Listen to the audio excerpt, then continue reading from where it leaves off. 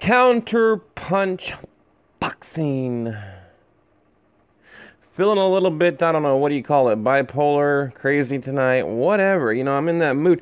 Look, I meant to make a video earlier, but I can't stop watching Conan O'Brien clips. I'm like addicted to Conan O'Brien. Like, he was just on the Autobahn going 220 miles an hour, and then he's in Armenia promoting or learning Armenia. Like, I'm serious. Like, I'm addicted to Tasho and Conan O'Brien. So anyway, meant to make the video earlier, but Manny Pacquiao Adrien Broner.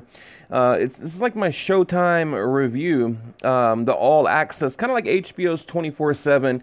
You know, I kind of preferred HBO 24/7, but we all know they're done, they're gone, which I'm kind of happy to, you know, well, you know, it's a bittersweet thing. I loved HBO back in the day.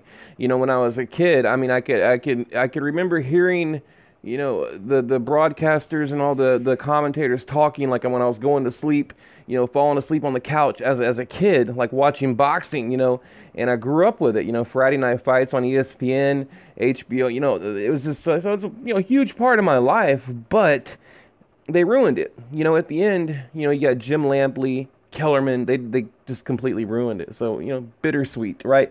But anyway, all right, Pacquiao Broner Showtime, all access. Manny Pacquiao, 8 division champ, 40 years old, right? 40 years old. It's been 2 years. Now, what I'm doing is I'm going to give you a review of what I watched, okay? Like I said, Pacquiao, 40 years old. Been 2 years since Pacquiao fought in America, beating Lucas Matisse for the WBA. Was it WBA? I think the WBA title. And by the way, you know, still at welterweight, you guys, I don't have to tell you, but at welterweight, 8-ounce gloves, okay? These guys are wearing 8-ounce gloves. Now, if you know anything about boxing, if you've ever been hit by any type of boxing glove, you understand an 8-ounce glove is no joke, okay? I personally use 16-ounce gloves, and it basically, you know, it feels like you're getting hit. Like if you put a phone book in a pillowcase and have your friend smack you upside the head, that's what it feels like. You know, 8-ounce gloves they're just no joke. So, you know, like you couldn't pay me enough money to get hit by an 8-ounce glove nowadays. You know, like I said, I'll go 16 and that's it. So with headgear. But anyway, Showtime, all access. They're calling it the King versus the Joker. You know, of course, Pacquiao being the King, Broner being the Joker. Adrien Broner, 29 years old, 4-divisional champ, looking for a career-defining win. Okay, and again, I'm kind of walking you through the show. Adrien Broner says, you know, he has the whole hood behind him, and Manny Pacquiao has all of the Filipino people behind him, and he doesn't know how to spell Filipino, but he can spell H-O-O-D, hood. Okay, this was actually in the show, right? You know, basically, they're showing Broner trying to be the jokester, trying to be a comedian. Meanwhile, Pacquiao is giving out thousands of dollars, you know, to people who desperately need it because, you know, he's been there. He knows what it feels like to be poor, desperate, you know, and in need. You know, Pacquiao says he can't solve all the problems in the Philippines, but, you know, he can at least help. So, you know, he's a really good dude. You know, they talked about, you know, Pacquiao losing after running for Congress like 10 years ago. And, of course, now, you know, he ran in his Jinky's Providence and became senator. We all know this, but, you know, again, I'm walking you through it. So, anyway, they quickly flash back to Adrien Broner growing up in Cincinnati. By the way, I've been there. They show a video of him boxing his brothers in the backyard when he was like 7, 8, 9 years old, you know, something like that. A little kid learning to box in the backyard, much like myself, you know. That's how we actually grew up boxing in the neighborhood, and then even at my high school, we had like a little boxing league or whatever. So I kind of grew up like that too. So I could relate. You know, there's a lot of things I could relate to with Broner. Oddly enough, I mean, oddly enough, but which, you know, that's for another video. But look, you know, he's a gifted, very talented fighter, even at a young age. So there's no denying Broner's talent. Okay, it's his dedication that we all question, right? Now, they talk about Broner's 2 coaches, how Coach Kevin is the militant coach, and he basically tells Adrien Broner like it is, and he needs someone like that in his life. You know, he's surrounded by just too many fanboys, too many yes men, and Coach Kevin is that voice of reality, and he's got Coach Kevin in his corner, you know, this go around. And so I mean, I think that's going to really help Adrien Broner. You know, like I said, those yes men, they kill him. You know, whatever Broner, you know, they disagree with him because they want his money, they want to be around him, they like the fame, that kind of thing.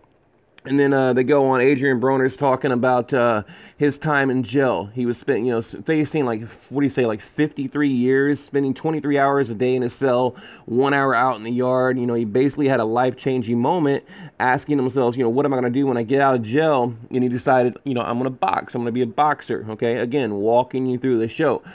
Except a week later, gets out of jail, goes to the gym, and here we are. Now, they go back to Pacquiao for his birthday week. He travels back to the Providence where he's from. It's basically a hut in a village, dirt floors, incredibly poor, depressing. He talks about selling newspapers, donuts, and bread in order to take care of his family and his siblings, and, you know, a very modest upbringing. And I don't care what, you know, hood you're from. I mean, that's about as real as it gets, you know, as far as, you know, poverty goes. I mean, a lot of people in America, they don't understand what poverty really is, you know, until you go to a place like that, okay? And, I mean, you have, like, dirt. Like, that is your life, dirt. So, and you live in a damn hut. So, you know, we hear Broner talking about cornflakes and water. Well, you know, try dirt. So, but anyway, they talk about Boo Boy being Pacquiao's neighbor in that Providence, and you know, they became friends at a young age, learned how to box. So, but you know, at this point, I'm like halfway through, about halfway through watching the All Access show, and you know, I realized how important the fight is, right? You know, this could be the end of something great, being Pacquiao's legacy, or the beginning of something great, being, you know, Broner winning, right? I mean, I just realized the importance of the fight, and there's a lot at stake. There's a lot riding on this, a lot of money, legacy, retirement, careers could be ending. There's just a lot at stake here. You know, this is not just, you know, some, I don't know, what do you call it, keep busy type fight. So, you know, now, then they kind of flip over again. They're showing Broner, you know, buying a bunch of useless jewelry, you know, expensive cars, you know, basically wasting his money like a lot of young boxers do, and they end up going broke. And he said, Adrien Broner said, Floyd Mayweather gave him the best advice of his life. He said, you need to start being more selfish, right? I mean, such a dramatic contrast from Pacquiao. You know, Mayweather saying, you know, you need to become more selfish. It's like, well, I didn't know Broner was like the giving type anyway. But anyway, look, every time, just coming, I'm going to kind of fast forward a little bit. Every time we hear about the upcoming Broner fight, you know, we all shake our head, right? At least I shake my head, and I probably think the same damn thing you do. He's not really into it. He's not going to take it serious. He's not going to train right. But I think this particular fight, he's taken serious, or at least, you know, kind of serious. I really do, because I think he realizes this is like a do or die for him. He cannot lose. And even if, look, he can look good if it's like a war, like a good fight. You know, he'll continue on. But he can't go in there and look like he did, you know, against Porter or whoever, right? I mean, he just can't. And you can't deny Broner is a dangerous, talented fighter.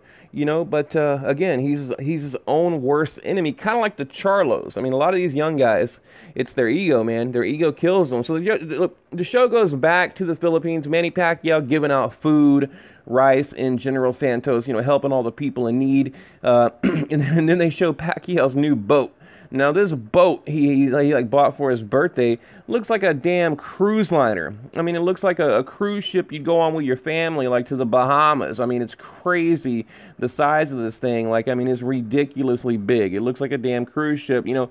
I mean, I don't know. He's like living this larger than life, you know, that none of us will ever understand. Or maybe, I don't know, maybe, I don't know if I'm talking to any billionaires out there or millionaires, but, you know, but look, in closing, I mean, that's kind of a quick review. I mean, they're labeling, like I said, the King and the Joker. Again, Pacquiao being the King, Broner being the Joker. But I don't know. Don't let that fool you, because I really do think Broner's he's taking it serious, and I wouldn't sleep on him. You know, I wouldn't doubt him. I really wouldn't. And you know, the question is, Pacquiao, with all his other commitments, like to his countrymen, you know, to the Congress, to his family. I mean, he's got kids and, you know, to the Filipino people. You know, that's a lot. I mean, that's a whole lot. But they ended in kind of a cool way. Like, you know, they showed a preview for part 2, where Pacquiao teams up with Freddie Roach, right? So at the very end, Pacquiao walks into Wild Card Gym, and there's Freddie Roach. But it seemed kind of like a cold greeting, right? You know, I would think they would like hug and embrace and, hey, how you doing?